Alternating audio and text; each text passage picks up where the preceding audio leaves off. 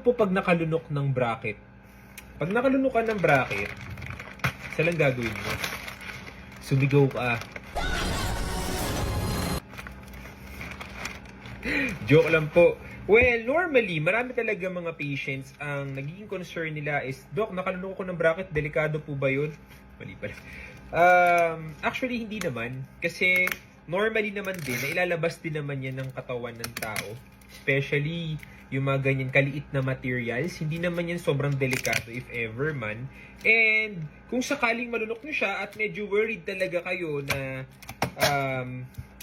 gustong makita ninyo yung bracket ninyo na lumabas sa katawan ninyo, pwede naman. Check nyo na lang yung poops nyo at dun nyo siya matatagpuan.